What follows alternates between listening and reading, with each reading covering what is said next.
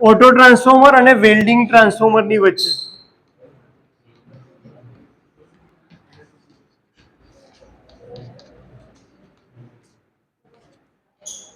સારું, ચલો સૌથી પહેલા જોઈ લઈએ ઓટો ટ્રાન્સફોર્મર.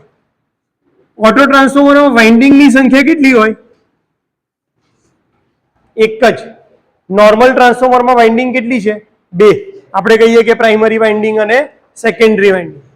ઓટો ટ્રાન્સફોર્મરમાં વાઇન્ડિંગની સંખ્યા છે એક જ, અને આ વાઇન્ડિંગમાંથી જ ટેપિંગ પાડી અને શું કરાતું હોય છે? બીજી વાઇન્ડિંગ બનાવવાતી હોય. એટલે છે એક જ વાઇન્ડિંગ, પણ કામ કઈ રીતે કરશે? બે વાઇન્ડિંગની જેમ.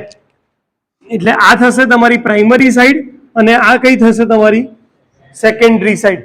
આમાં સ્ટેપ અપ કે સ્ટેપ ડાઉન હોય નહીં, કોઈ પણ ટ્રાન્સફોર્મરની જેમ. જો અહીંયાથી સપ્લાય આપીશ તો મને આ બાજુથી આઉટપુટ મળશે, તો આ બાજુથી કરશું તો શું થઈ જશે? Step up. અહીંયાથી સપ્લાય આપો તો શું થઈ જશે? Step down. ઓકે. હવે ઓટો ટ્રાન્સફોર્મર છે તો એની અંદર આપણે પહેલી એક વસ્તુ કરી કે વાઇન્ડિંગ કેટલી છે? એક. બીજી એક વસ્તુ ધ્યાન શું રાખવી પડે કે એમાં વોલ્ટેજ ટ્રાન્સફોર્મેશન રેશિયો છે ને એ હંમેશા 2 કરતા ઓછો હોવો જોઈએ. કેવો છે? 2 કરતા ઓછો, એટલે વોલ્ટેજ ટ્રાન્સફોર્મેશન રેશિયો. અહીંયા ટ્રાન્સફોર્મેશન રેશિયો, આનો મતલબ શું થાય? વોલ્ટેજ ટ્રાન્સફોર્મેશન રેશિયો 2 કરતા ઓછો ક્યારે હોય? ધારો કે અહીંયા હું 100 વોલ્ટ રાખું અને અહીંયા કેટલા વોલ્ટ રાખું? 200 વોલ્ટ રાખું, તો 200 ભાગ્યા 100 કેટલા થશે? 2. બરાબર. અથવા 200 અને અહીંયા કેટલા રાખ્યું? ધારો કે 150 રાખ્યું, તો બી તે કેટલા થશે? 2 કરતા ઓછા. એવા ટ્રાન્સફોર્મર માટે ધારો કે 100 બાય 9 વોલ્ટનું ટ્રાન્સફોર્મર છે, તો આવા ટ્રાન્સફોર્મેશન રેશિયો કેટલો થઈ જશે? 9 પોઈન્ટ સમથિંગ થશે, 9 ગણો. એવા કેસમાં ટ્રાન્સફોર્મર વપરાય નહીં. કેમ? કારણ કે પ્રાઇમરી અને સેકન્ડરી બંનેનો કરંટ કેવો થઈ જાય? બંનેના કરંટમાં બહુ મોટો ડિફરન્સ આવે. આપણે એવી જ જગ્યાએ ટ્રાન્સફોર્મર, ઓટો ટ્રાન્સફોર્મર યુઝ કરી શકીએ કે જ્યાં પ્રાઇમરી અને સેકન્ડરી વચ્ચે કરંટમાં બહુ ડિફરન્સ હોય નહીં. જેમ કે તમે જેટલા બી સબસ્ટેશનમાં વિઝિટ કરવા જાઓ છો તો 132/66 kV નું ટ્રાન્સફોર્મર હોય તો 132/66 એટલે કેટલા થયા ટ્રાન્સફોર્મેશન રેશિયો? 2. એવી રીતે 220/132 kV નું ટ્રાન્સફોર્મર હોય તો 400/220 kV નું ટ્રાન્સફોર્મર હોય તો આ બધામાં, આ ત્રણે ત્રણ ટ્રાન્સફોર્મરમાં ટાઈપ કયું વપરાય છે? Auto transformer. પણ હું એવું કહું કે 220/66 તો આની અંદર કયું ટ્રાન્સફોર્મર વપરાય છે? આપણું 2 વાઇન્ડિંગ વાળું ટ્રાન્સફોર્મર. 400/66 કહી દઉં, 400/132 કહું, એ બધામાં કયું વપરાશે? 2 વાઇન્ડિંગ. પણ એવા ટ્રાન્સફોર્મર કે જેમાં ટ્રાન્સફોર્મેશન રેશિયો ઓછો છે એ બધામાં કયું ટ્રાન્સફોર્મરની ટાઈપ વપરાય છે? ઓટો ટ્રાન્સફોર્મરની ટાઈપ વપરાય છે. ફાયદો શેમાં થશે આપણને આમાં?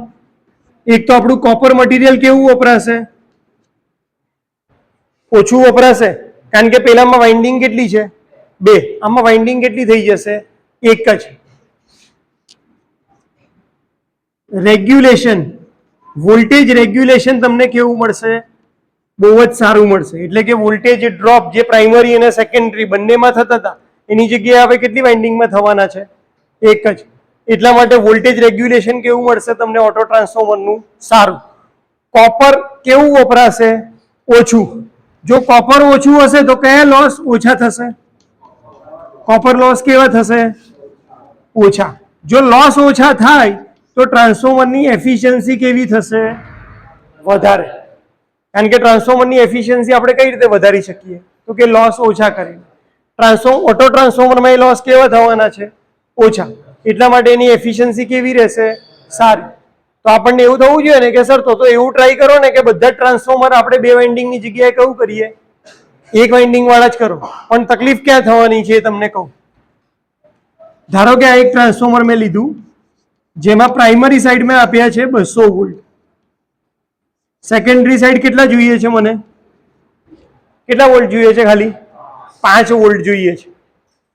હવે આ ટ્રાન્સફોર્મર છે એનું રેટિંગ છે કે ભાઈ એ 1000 વોટ્સ અથવા 1000 VA પાસ કરી શકે છે. તો પાવર તો બંને બાજુ કેવું રહેવાનો છે ટ્રાન્સફોર્મરમાં? સરખો. ચેન્જ શેમાં થાય? વોલ્ટેજ અને કરંટમાં. એટલે અહીંયા 1000 કરવા હોય, અહીંયા હું વોલ્ટેજ અને અહીંયા કરંટ લખું છું. અહીંયા જો વોલ્ટેજ 200 હોય તો એ વખતે કરંટ કેટલો હશે? પ્રાઇમરી સાઈડ પર 1000 કરવા 200 ગુણ્યા કેટલા 1000 થાય? 200 ગુણ્યા 5 એટલે 1000 થાય. એટલે આમાં કરંટ કેટલો આવશે? 5 એમ્પિયર. સેકન્ડરી સાઈડ વોલ્ટેજ કેટલા છે? 5. તો કરંટ કેટલો જોશે? 200 એમ્પિયર. એનો મતલબ કે કરંટમાં ડિફરન્સ કેટલો આવે છે? અહીંયા કેટલો છે? 5 એમ્પિયર. અહીંયા કેટલો છે? 200. 5 એમ્પિયર માટે વાઇન્ડિંગ કેવી જોઈએ તમને? પતલી હોય તો બી ચાલી જાય, અને 200 એમ્પિયર માટે જાડી જોઈએ.